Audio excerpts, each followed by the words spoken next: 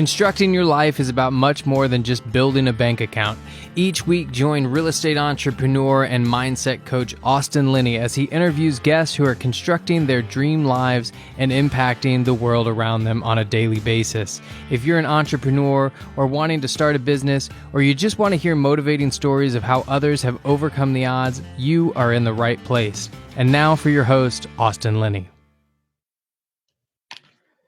Guys, welcome back to Construct Your Life podcast with Austin Linney. I'm beyond blessed to be here today. We've got a special guest, in the San Antonio world, really a rock star, a famous, he's always on the news every time I look up. And this guy's had a journey, and it's going to take turns that you didn't even know existed. And I would imagine before, when he went down this road, he didn't know they existed either. So today, guys, we've got Rick Martinez here. Happy to have you here, Rick. Thanks, Austin. I really appreciate it, and what different times we're in, and what a perfect opportunity for us to get together on a Zoom call and talk about life and business. This is great. We probably live about 5 miles from each other, but we're on Zoom call today. Known Rick for a while. Him and his wife are fantastic pillars in the community, really helping out everybody. So I'm going to go a quick bio on Rick, but really we're going to get into it. Rick was in the military. Served as a registered nurse as well. And then I was reading, I just found out too, your first business, is that right? Your first business, you built to $52 million in revenue and then exited. So maybe like you did it amazing at first, and then you were like, I'm just gonna stop here. So, and then your life took the craziest turn I've ever heard of. You're a cannabis. You got a cannabis podcast. You help companies get businesses started. You speak at cannabis events all around the world and the United States. Kind of walk us through that crazy journey from a business owner and a nurse to a cannabis CEO. Sure. First of all, I appreciate the introduction. It's sometimes when I hear it, I think about the life my wife and I have had, and the ups and downs, and I realize that we're barely halfway through it. But I'll kind of give you like the 30,000 foot view, and then wherever you want to dive into a valley, just let me know. Sure. So I am a registered nurse. I've been a nurse since 1995. So as of this recording, this 25 years. So I've been an RN for 25 years. But the reason why I decided to become an RN was because I flunked out of college first, back in the 80s, and promptly joined the military. I didn't have many options, and I didn't have a skill set. So I joined the Army and learned a lot. No regrets. So I was enlisted for several years in the late 80s, early 90s, and learned a lot. The biggest lessons I took were discipline and this kind of can-do mentality, and also the importance of team, of surrounding yourself with people who are, I hate to beat this phrase up, but on the same mission as you. And literally, it was true. So I realized, though, that the military wasn't going to be a career for me. So I got out, and my wife at the time was in medical school. So she's a physician, and I was inspired to want to be something more. And I was always very intrigued by the military field. The medical field, and especially nursing. So I became a nurse, long story short. Graduated in 95, and realized then at that time as well, while it's a great profession, I'm still a nurse today, I would be forever capped by the whole dollars and hours trade-off. There was only a certain number of hours, a certain number of dollars I would be paid, and I just wanted more. So in 2000, the year 2000, we launched, I say we, because I was then divorced and dating my current wife, the wife you mentioned, Lisa. We were dating, and I launched a company from our apartment here in San Antonio, actually on the far north side, and simply put, it was a staffing firm. So fast forward, we grew that to well over 8 figures in revenue over the course of many, many years. So this is not anything overnight. It took years of a lot of toil and trouble and wins and losses. But take note of the time we started, 2000. 9/11 happened in 2001, obviously. And a few things transpired. One, we're actually living through very similar times as we record this. Tumultuous times where we just didn't know what was going to happen. turns out that it became a huge lever for our business. 9/11 and the rapid deployment of active duty and reserve troops, that was our industry, staffing military medicine facilities. So we grew. And at the same time, I felt called, Austin, and this is something that I don't necessarily share, but I went back into the Army. I was already fully out. I went back in, put my hand up. I was an ER trauma nurse, and with what was going on in Iraq and Afghanistan, mostly Iraq at the time, I wanted to be there. And went back into service. And our company, we had put measures in place so it continued to grow. Fast forward again, got out of the military, did a tour. I was promptly activated and served a tour, active duty tour. Came back to Texas and started some CrossFit gyms. And that was the next phase of our entrepreneurial journey. We exited those gyms, closed those down several years ago, sold our company, MedTrust, about 5 years ago. And that's kind of where this story picks up, is I fell in love with mentoring and this pay it forward mentality, and started mentoring early stage startups, young startups, just really helping them get over the curve and or get through the curve, and liked it a lot. Joined some incubators, some accelerator programs, and then we launched our own accelerator program. But here's how the transition and where the green world enters my existence and the green rush collide head on. Was several years ago, probably about 4 years ago or 5 as of this recording, a friend of mine, he asked for help with this startup. And I'm like, whatever you need. He's a Marine, and I said, whatever you need, I'm in. That's what I like to do. And I said, who are you going to help? Or who do you want to help? And he said, I want to help veterans with PTS, not PTSD. Just word to the listeners, drop the D. Most veterans, all veterans, don't view it as a disorder. It's post-traumatic stress. And I said, who do you want to help? And he said, veterans with PTS. And I said, I'm in. Whatever you're going to do, I want to throw my hat in the ring. I said, how are you going to help them? And he said 3 letters that changed my life. He said CBD. Mm-hmm. And Austin, I was racking my brain thinking, okay, I was in the Army, he's in the Marines, CBD, combat battle deployment. Is it covert? So I was trying to think. Is it a new CrossFit workout I'm not aware of? Yeah. Is it CrossFit? Is it some sort of combat readiness thing? What is it? And I'm like, CBD. And I was talking to my friend, because he was halfway across the country, on Facebook Messenger. And I opened up a window and Googled CBD, and cannabis came up. And I'm like, that can't be right. It's like, no, it's got to be CrossFit or something combat related. And sure enough, it was CBD that we know. I had a moral dilemma.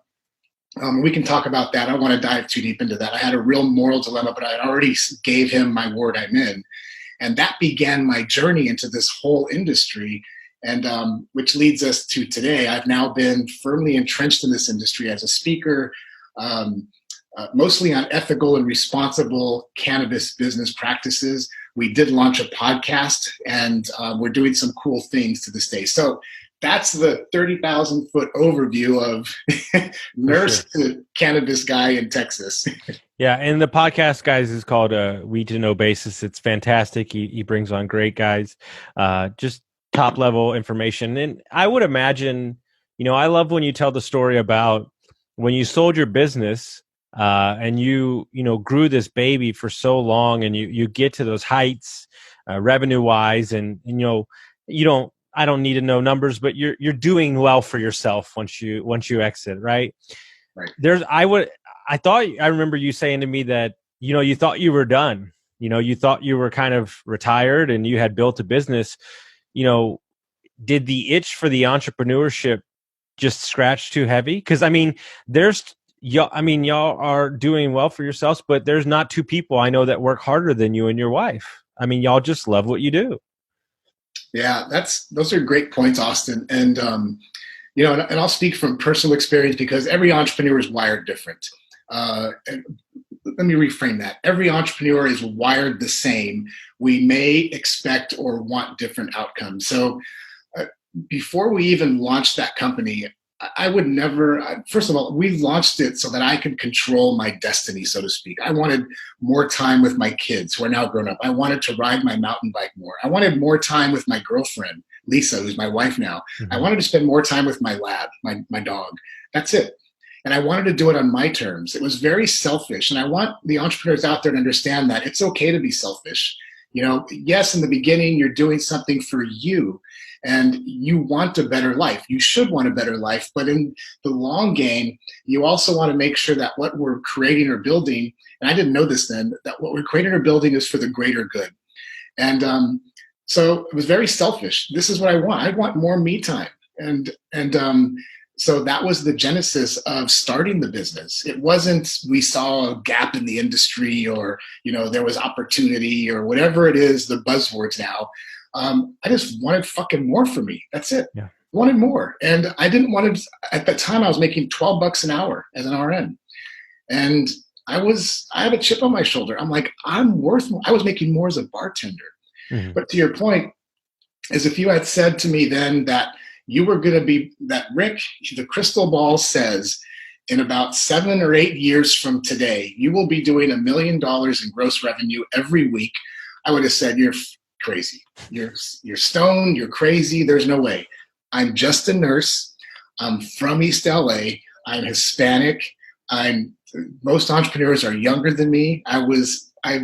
Today, I don't believe that today, but I'm telling you the mental story I would have told myself if somebody had said that. Mm-hmm. I'm like, no. I just want more time, a little bit more money, and some freedom. That's it. Mm-hmm. We ended up building that business to that size and scope. And even to this day, it blows my mind that we built that. We launched it from nothing. No investors, no seed money, none of that bullshit that entrepreneurs are so out there. Just hustle, drive, belief. But to your question is then I begin to think, well, there's a lot of other entrepreneurs out there and I know a lot now. And some of them, they sell their business or they exit and they do golf or they do the thing or they're, the things we see on Instagram. And there's a sexiness about it. But the truth is, Austin, after we had our exit and I literally got I very clearly remember the first check we got. We had an earn out and certain things. And I realized then that this can't be it. Like this, this is a napkin, but I held the check in my hand and I thought, is this what I worked for? It was a piece of paper. It had several zeros on it. And it was deflating. It was lonely. And I think I realized then that entrepreneurship isn't a one and done thing. It's something that's part of our DNA. Look at Warren Buffett. That guy is in his 80s? Mm-hmm. He's still driving. Look at some of the most prolific entrepreneurs. They don't retire. They don't just ride off into the sunset. I believe the true entrepreneur, this is what we're destined to do until the day we die. And if we stop, it's because we're dead. And so you're right. We still work hard. It's a different kind of hard. It is. But we're still working hard. And I would just share that I believe that we have a different DNA strand, entrepreneurs, in us. Nobody else has it. Nobody gets it. And it's what we do forever. We always will.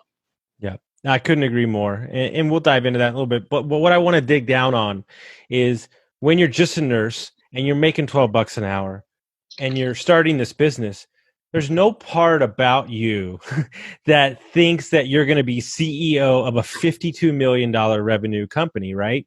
So the question, what were the limiting beliefs that you were maybe circling around? But more importantly, was it as simple as just building the plane, as my mentor would say, building the plane while you're flying? Like the person that you needed to become to be that CEO of that massive company, obviously when you started, you weren't that person yet. No, those are great questions, and I'm not a believer in the whole jump and build your wings. I don't believe it. The wings have already been built before us. It's a matter of finding the person who's built them and then get them to get, I don't believe a lot of those memes and Facebook quotes we see, but limiting beliefs, I love it. And I was always raised with the mindset and the mentality of anything is possible, anything. My parents instilled that in us. My whole family's that way. We were raised to believe that you don't stop, you don't quit. You just, if you're breathing, you can continue moving forward. And But it's interesting because you're right. When I share the story, I would never have envisioned it. I think as I reflect back, Austin, and Tony Robbins said this, success leaves clues. Mm-hmm. As I reflect back and think about the steps and the things, when I was, and I'm going to use your words, when I was just a nurse, and I want people to listen to that, because maybe you're out there listening and you're just a teacher, or you're just a waiter, or you're just a bartender. Fuck that. And here's why.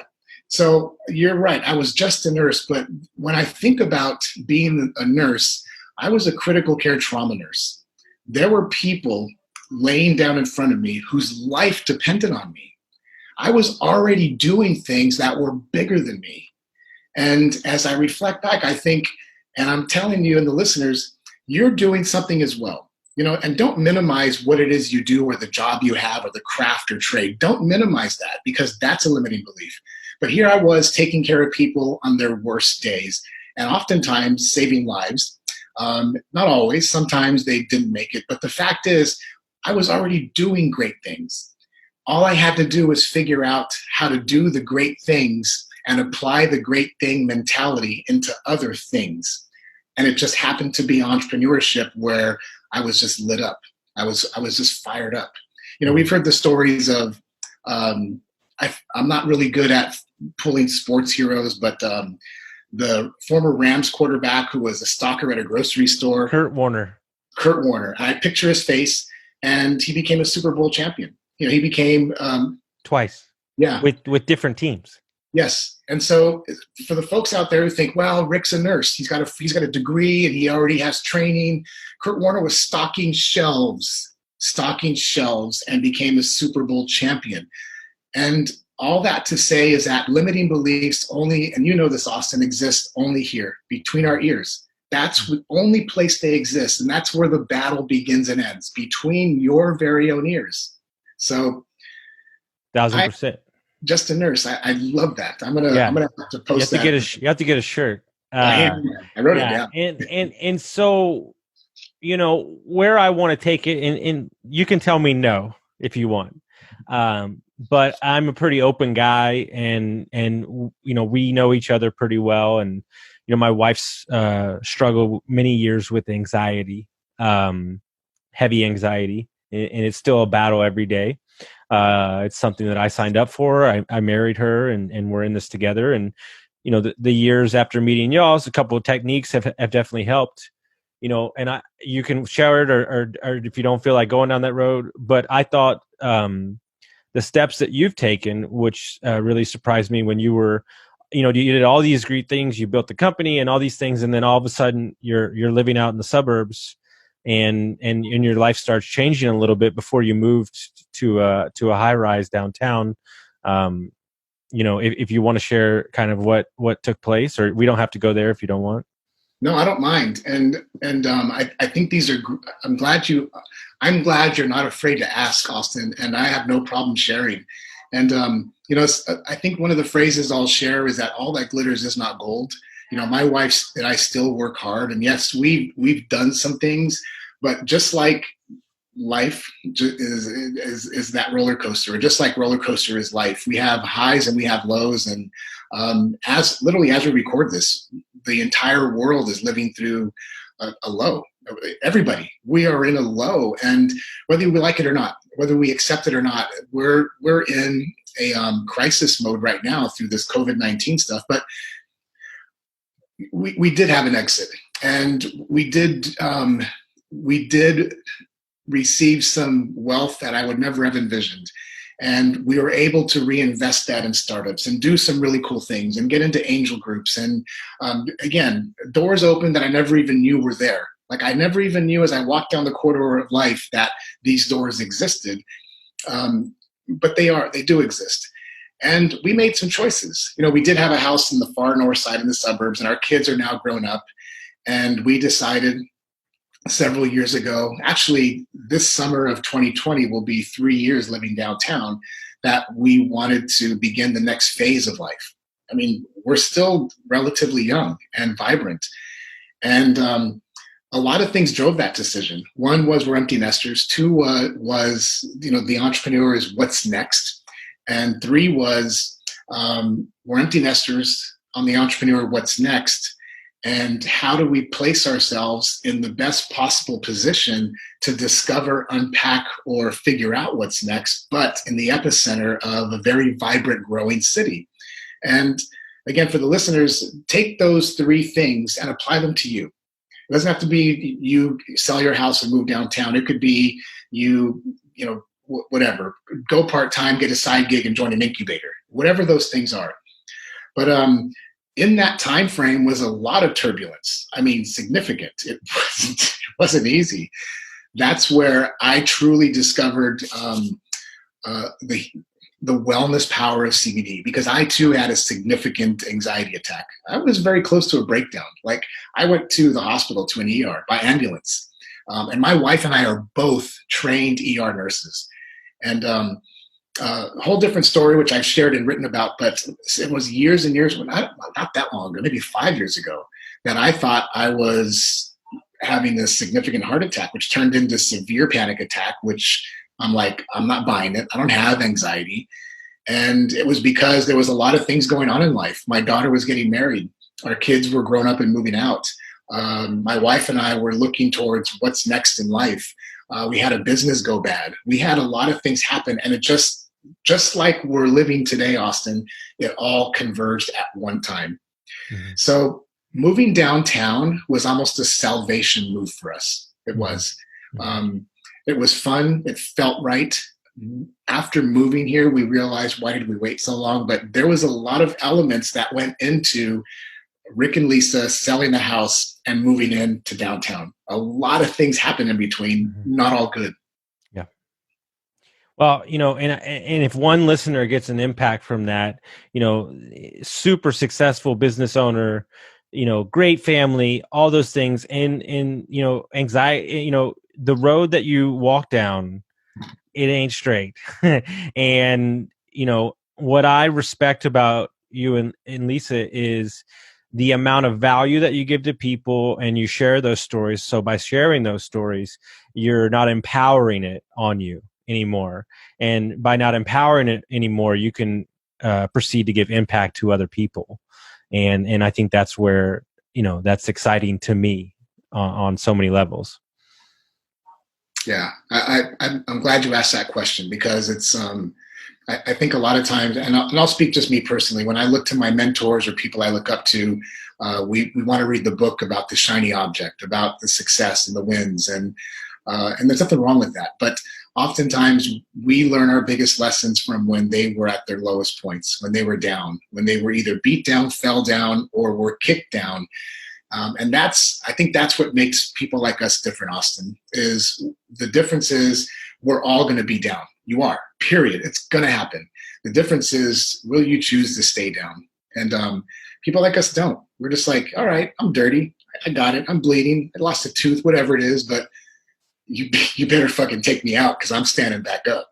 That's right. 100%. And I think to get the most value out of the podcast, I think it would be exciting, because, my show is geared toward entrepreneurs and people that are building business, investors, so on and so on.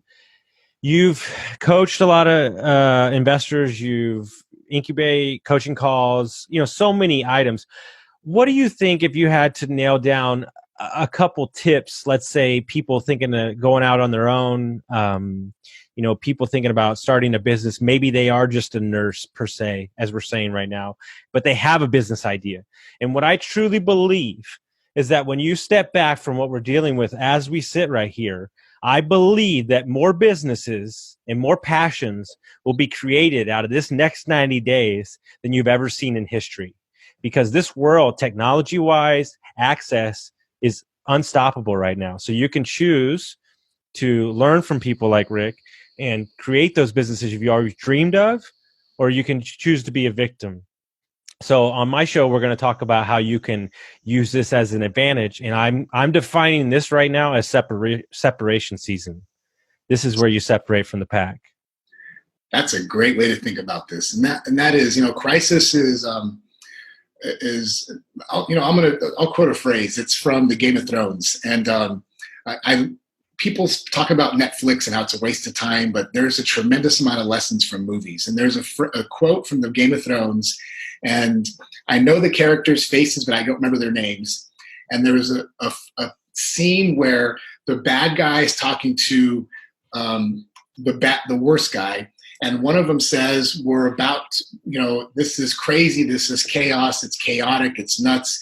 And he says, basically talking about how chaos or turbulence, they use the word chaos, or crisis, insert the word of the day, is going to keep people down. And the bad guy who's trying to become the bad guy, the leader of the bad guy, said, chaos is not a pit, because the other guy said chaos, we're in the pit of chaos. And he says, chaos, my friend, is not the pit. He says, chaos is the ladder. And I'll never forget that, because most people, just to your point, Austin, is we have the choice. We can believe it is the pit, or we can believe that it's the ladder. And I believe it's the latter. And you're right. I'm also of the mindset that some fantastic things, ideas, startups, whatever, are going to come out of this crisis. But I think to your point is you asked for some advice, and I like to pull from things I've read or experienced and kind of morph them in. Is passion isn't enough. It's just not. I'm passionate about donuts, but I'm just going to tell you, I will be a very bad donut store owner. And it's not just eating the profits. It's the fact that I don't know how to bake. I don't know much about really retail operations, but I freaking love donuts. I do. And I love beer. Yeah. So passion's not enough. Passion's an ingredient. Yeah. It's an ingredient. There's two other ingredients which are critical. It's, can you make money at it? I mean, think about it. Mm-hmm. An entrepreneur, we're about making money. We are. Dude, I want to stick here for a minute, because I truly believe, first of all, the guys that were faking it are getting called out right now with the economy getting ripped and roared. But second of all, this is very true.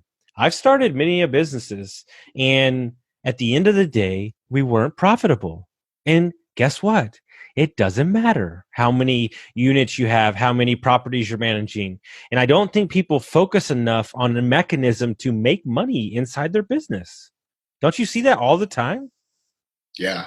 We believe, and this is a fallacy, that passion, there's even the memes of follow your dreams and go work a day in your life. I'm like, fuck that. I'm like, no, don't do that. No, that's the meme of somebody who crashed and burned because somebody else posted the meme of follow your dream and you'll live, never work. No, following your dream and passion, that's an ingredient. It's like trying to make bread with just yeast or whatever. The other ingredients are money. You have to be, can you make money doing it? And don't be, entrepreneurs shouldn't be ashamed to talk about that. That's why we do it. It's very selfish, but it's also because we know it's for the greater good. It has to have both those mechanisms for us and to serve the greater good. But the third thing is, can you be best in the world at it? It's called the hedgehog concept. And that was from the book, Good to Great. And I'm a believer in it. Passion, can you be number one, the best in the world? If you can't be best in the world, don't bother, because you're going to get steamrolled by people who are going to steamroll you. 100%.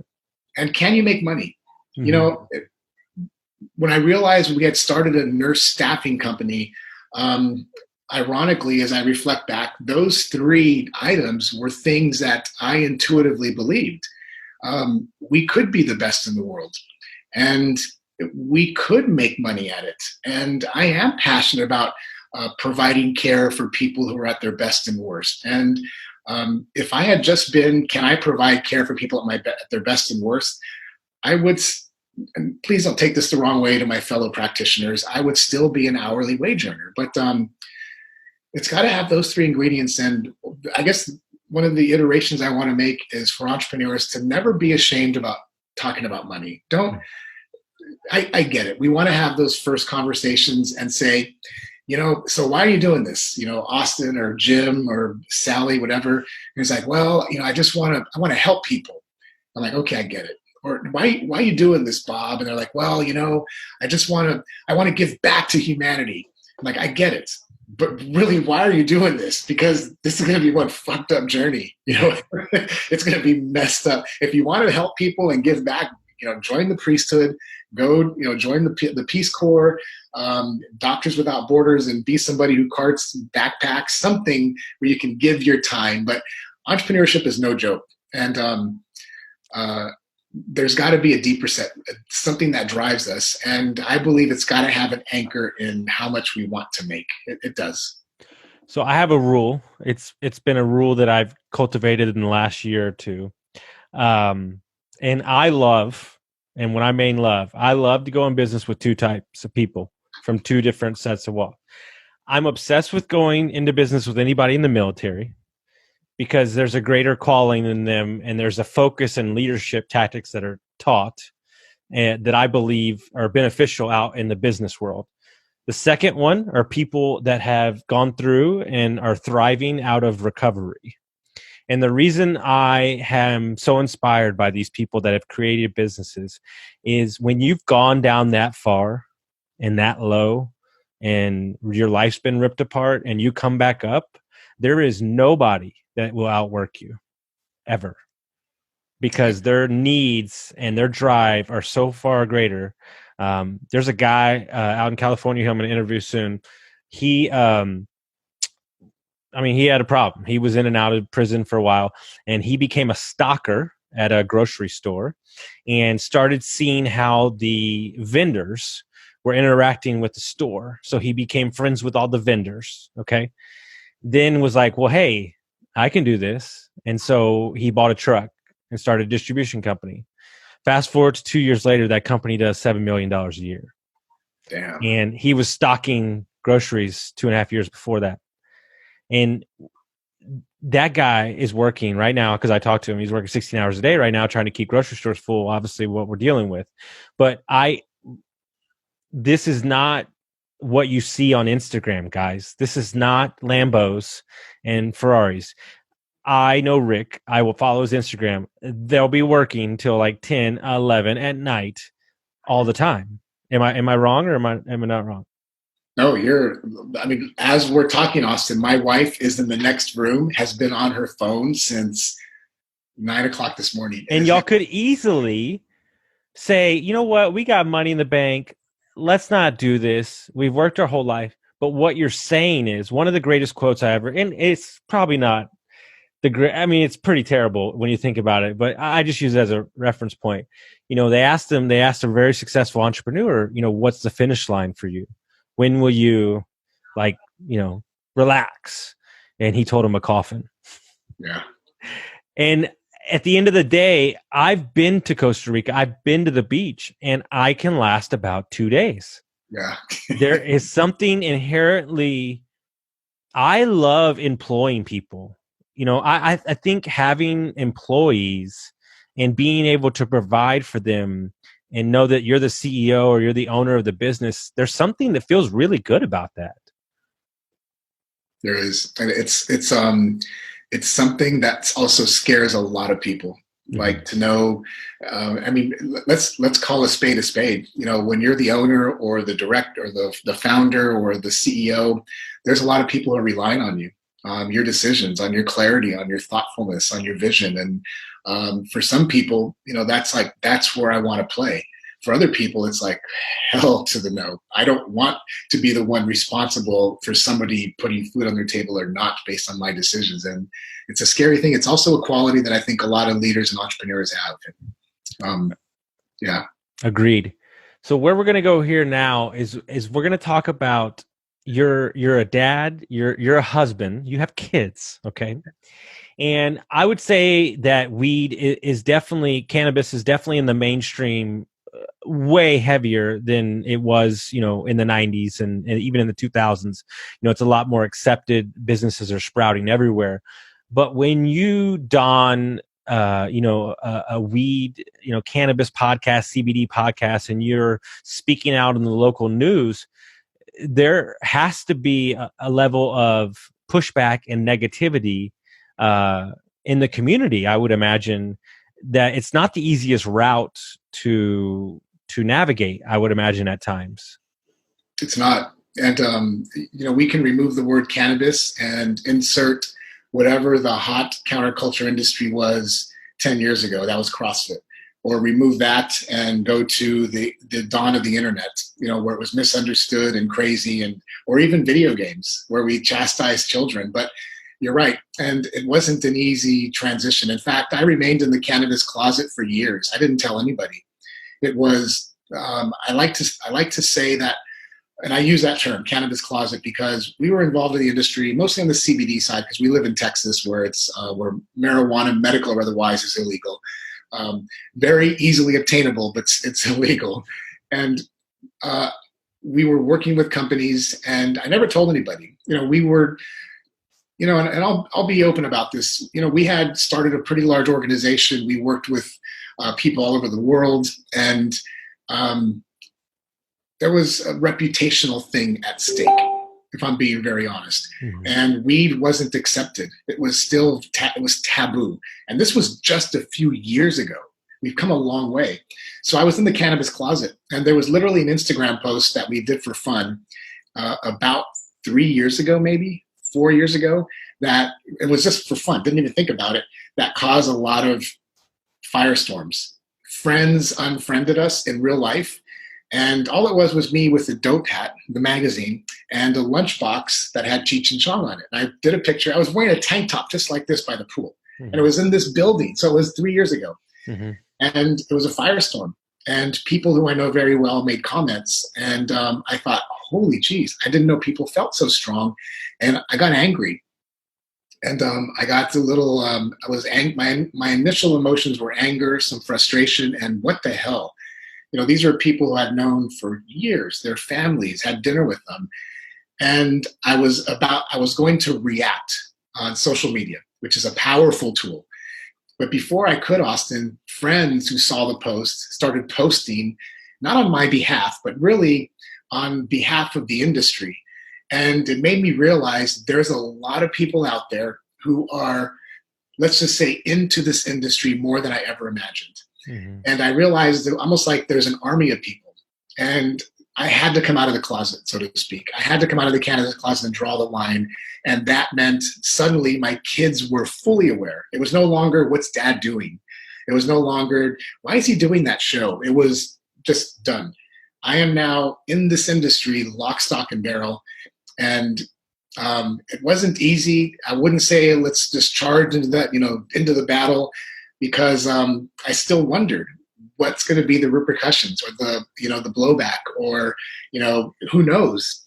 And surprisingly enough, while we did take some flack and lost friends, what we gained through friendships, through camaraderie, through just becoming known in a very new industry, far outweighed that.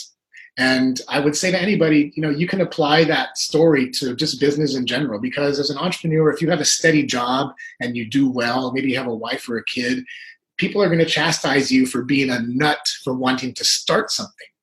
It just so happened that's really what we were doing. It just happened to be in a very counterculture industry. But the truth is, Austin, we lived through that in the CrossFit days.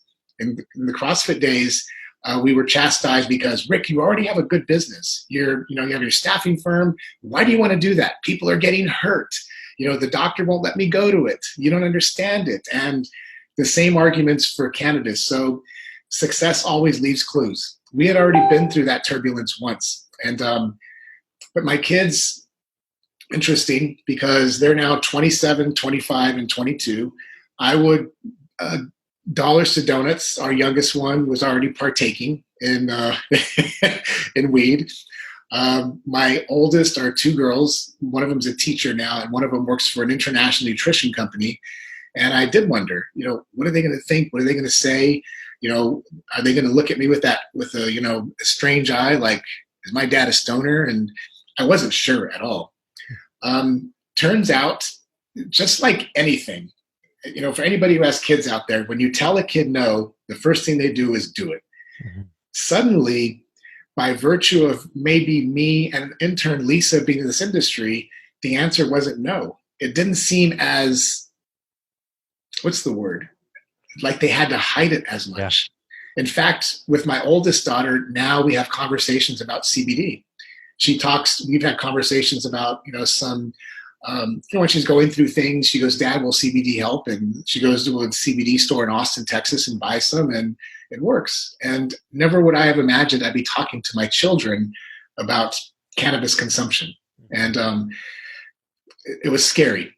But again, it goes back to what we're talking about, Austin. We have the choice. Hunker down, let it blow over, and come out and see what's left, or just address it. And we addressed it. And I think that's amazing, because I know a lot of people in your position, if they would have been getting unfriended, or people talking negative, there is a inherent quality that a lot of people would just cave into that pressure and say, let me stay into the norm. But you chosen to rise above it and understood that, if they didn't see eye to eye to you, but that's okay. And maybe, the hope is that they'll come around eventually, but I can't sit here and live my life off of what you think about me. It doesn't work that way, because then you're never going to be happy. Yeah, exactly. We're tuned to march to the beat of our own drum. And there was just no way, and again, it took a bit, but there was no way I was going to allow somebody to dictate what I drummed. And that's really what it boiled down to, is that if I really am who I am, and this is what I want to do, and I'm doing it for good reasons. I'm not doing it to start selling meat on the black market. I'm not going to, hire mules and run drugs across the border. This was an emerging industry. It was on the nascent, kind of on the very early hockey stick rise of just people knowing what it is, and, the industry in general. But I thought, I have to be true to what I know is true and right. And then of course it was that post. That was just the straw. That was it. And I'm like, all right, now I have every reason to just fling that door open. Yeah. And I think if that wasn't the case, when you posted at one of the last conventions you went to with a garbage bag full of weed, I think that was the official. Yeah. Yeah. But and this is the question that's always talked about, and my coach and me talk about this on a daily basis. I see your wife, and y'all have margaritas, and you're out with friends, and you're walking farmers market, you're working out, all those things. And I would venture to guess that y'all probably put in, 50 to 75 hours a week. Do you believe, this is the argument I get in with everybody, do you believe that business and life are separate? Or do you believe that if you're loving what you do, it's basically intertwined, right? And it's the same way I look at real estate when I'm on vacation, because I love it, right? So that's the argument. Well, it needs to be separate, and all this stuff. But I think it's one and the same. Yeah, there's no question for me. Work-life balance for an entrepreneur does not exist. It's work is life, life is work. And and there's plenty of phrases and memes about this, but and I think Gary Vee is really poignant about it, but if you're looking forward to Fridays, your shit is broken. And so no, I don't believe in work-life balance. I don't believe there's a separation. And if one is looking for that, then entrepreneurship is not for you, because you will look at your business as your baby, whether that's good or bad. You will. It will be something very personal to you, good or bad. It will be something you want to nurture. And that's like saying, I'm only a dad when I'm at home. It doesn't, it doesn't work that way. You're always a dad. I'm always an entrepreneur. We do, and I'm using air quotes, we do work a lot, but it's on our terms. Right now, even this, Austin, I'm going to use this podcast as part of our marketing and media. We're going to chop this up and use some of the, quotes and some of the stuff that we're talking about, and use it to transmit our message, and yours as well. And so while this might seem like fun, while he's just on a podcast talking, no, I'm writing the notes down as we're talking. Yeah. I'm thinking about the questions you're asking me. I'm thinking about all these things and how we can translate that into helping others. But short answer is work-life balance for entrepreneurs, no such thing. And I agree. And this is something I want to go with you, and I'm interested to hear your comments. I just started my interviews for my podcast on Monday. I've already knocked out like 9 this, 7 or 8 this week. Yeah. And, I do want to impact people.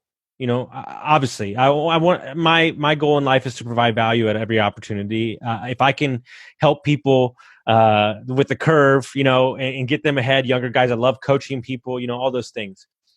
But I have gained so much in this week from my conversations on these podcasts and learned so much about myself and, business ideas and everything. So there is something inherently great about the access to, these people. I'm asking you, like, you started a podcast on a whim and it's going great and you're having a good time. What are the joys from it that you maybe didn't think about when you started it and you kind of just started it? And what are the benefits that you've seen from starting that podcast? Interesting. I think the first thing that came to mind is the friendships I've made, because we've invited some folks on who are, let's call them real influencers on the marijuana side.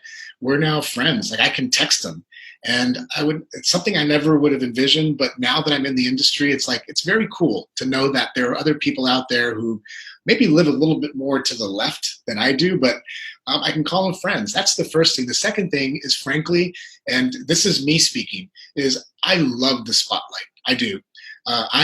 When we had our company MedTrust, we hired a CEO actually when I was activated by the military.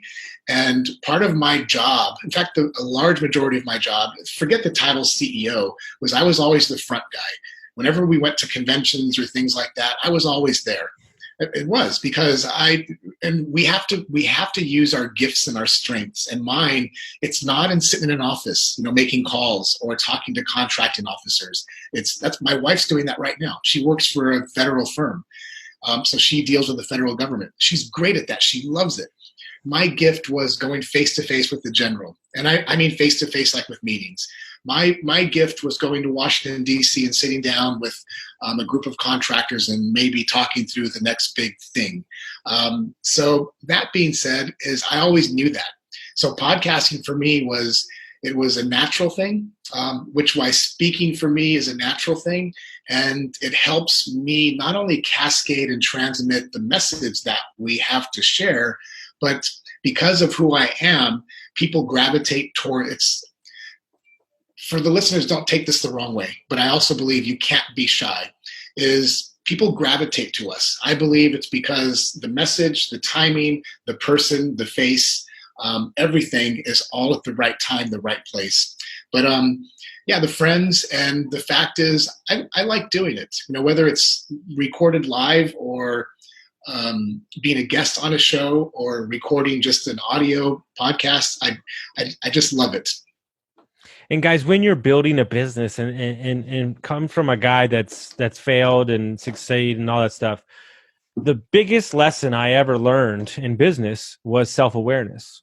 And when you are self-aware on your strengths, meaning that I am a massive seeker of talent, and I'm like Rick, I am a front guy. I do not need to have my hands on any spreadsheets. I can't. It's not me.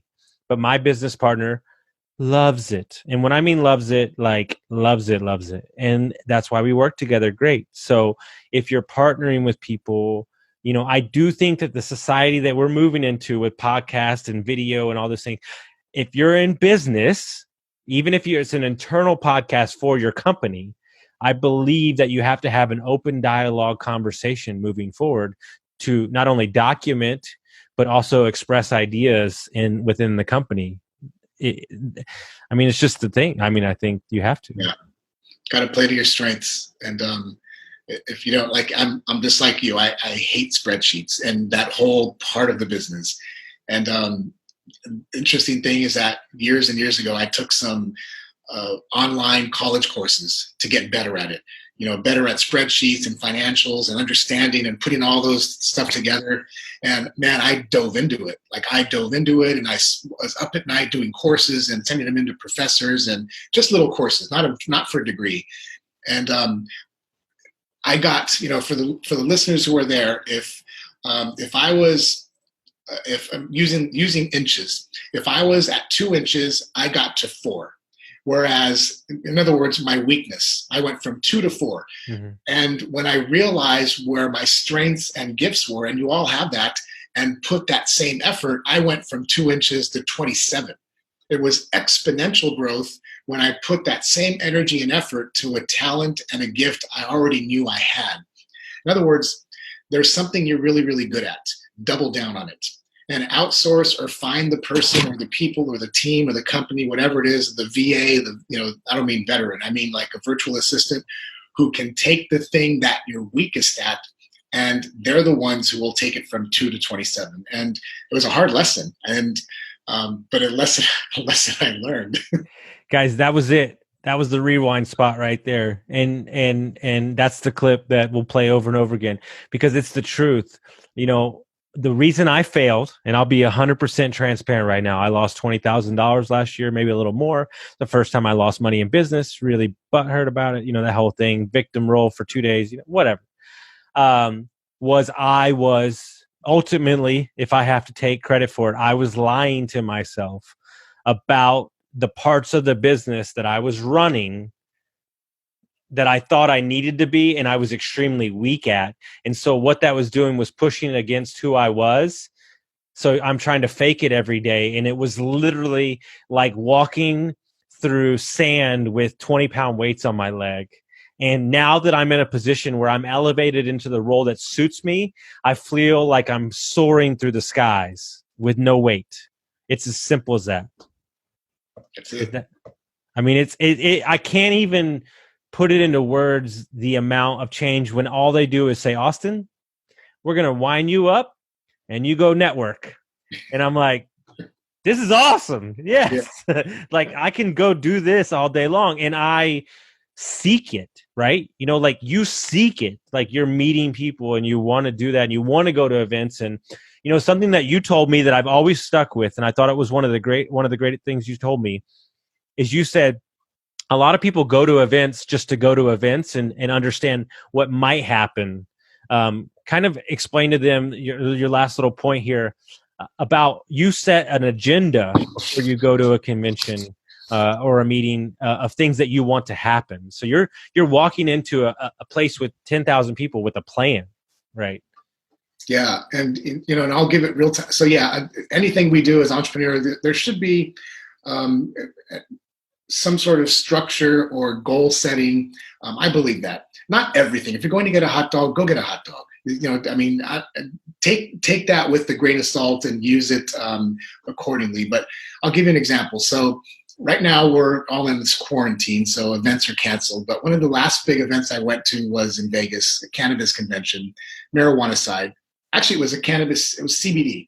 And as you all know, CBD is an explosive industry. And just, again, for folks who aren't in this industry, insert your industry here. Pet supplies, fertilizer, bottled water, whatever it is, you likely have some big convention or series of them somewhere. What I try to do is a few things. One, I want to get a real-time view of what's going on in the industry. And take that also with a little bit of grain of salt, because remember, the companies that are there, when they are there and they set up their booth or their marketing material, that has been printed out or designed maybe weeks or months prior. So arguably, one can say they're a little bit behind the curve. So I want to know what they were thinking months ago, because I may be talking about something happening right now. There could be a gap there. So one of the things I did at the last convention was I walked around. And it was a big one, hundreds upon hundreds of CBD vendors. And here's some of the lessons I learned. Now, remember, I'm looking at this from a marketing perspective, from how to help somebody differentiate themselves. So I have a very unique lens when I'm there. And so for the people listening, you don't use my lens per se, but use what I'm sharing with you and apply your lens. I look for marketing messaging. I look for the companies that stand out. I look for the leaders who are doing something more. And 9 out of 10 of those booths, I'm looking just at booths, had essentially the same message. Organically grown, non-GMO, backed by Dr. Smorgasbord, and insert doctor's name. And the same 9 out of 10 I would go by, and nobody would ever approach me. They would never walk out, and they would never act like they were there to conduct business. They acted like they were there to have fun at the after party or smoke a big blunt afterwards. Think about that. because when you insert your business or convention, that's your competition. But also think about this. How is your company acting when you're not there? And that's really one of the big messages I took, because a lot of times the owners aren't there. They send their team or the people. And I'm like, fuck, 1 out of 10 of these companies actually acts like they want your business. I'll use this example, and if I ever appear to you, Austin, with a big black eye, you'll know why. Because I took pictures. Mike Tyson just announced his big launch in Tyson Ranch or something like that, and it's marijuana and CBD. And here we are in day 2 of this full-blown convention. The Tyson booth is empty. There's nobody there. And halfway through, actually, the end of day 1, nobody's there. The beginning of day 2, I walk around, and there's a bunch of people scrambling, bringing boxes in. And I thought, is that how this cat wants to run his business? They're a day late. He's a known person. And what I do is I take a lot of photos, not to chastise people, but because these are lessons that can't be forgotten. So all that to say is there's a lot of things one can do at a convention. Yeah, sure, you can go waste your money and your time and go have fun. Nothing wrong with that. If that's the kind of business owner you want to be, I wouldn't do business with you. But I want to have a structure. I want to know that I'm going there for a set of specific reasons. I want to see what the modern marketing message looks like. I want to see what people are saying to the general public. I want to meet the other speakers, and I'll connect with them prior. And maybe it's just to shake their hand. Maybe it's to actually grab a beer. But I want to make sure that I have set some metrics and reach certain goals. It doesn't have to be monetary, just that I'm there with a reason. And I'll tell you the truth, and one of the real reasons why I do that. Because my boss wants to know that when I'm going to these conventions, I'm kicking ass and taking names, and my boss is my wife, and she's in the next room. That's right. If you're going to go to this convention, what's the reason why? Because I don't want you going and just drinking beer and hanging out at the pool and all that, you know. And so the truth behind that is that we all have a boss, even if it's ourselves. So set some metrics and goals. I love that. That's amazing. And, you know, I think people in business sometimes think that they can show up a certain way, and just because they have a name or something, you know, I saw something on Facebook today, guy I really respect. He said, you know what I love about this virus right now? I love that nurses, truck drivers, teachers are getting the credit they finally deserve, and people are realizing how big they are and how the social media stars don't mean shit. And he said it like right there. And he was like, if you want to understand America, understand these people have been taking care of you for a long time. It's just now that you're seeing the value, the worth, right? You know, I think that's what that. So if you want to have a silver lining in this whole mess, that's what I'm taking away is one of the things. How can the listeners? And we're going to drop all that in the show notes too. But how can they listen to you? How can they find you? You're everywhere on social media, but how do they get a hold of you? I think the easiest one, just to put it one simple, is my personal Instagram. That's Planet Boy. It's one word, not plant, but planet, like Mars. At Planet Boy, or they can go to our Instagram for the show. It's at Weed to No Basis. Just one long word, no hyphens, no dots. Planet Boy or Weed to No Basis, and that's probably the easiest way. That's where we live and breathe for the most part. I thank you so much, Rick. You're super busy. You know, it's always a pleasure to speak to you. I always have a great time. I love that show. The show's it's gonna be great, and thank you so much for your time. Perfect, Austin. Thanks so much, homie, and take it easy. You got it, my man.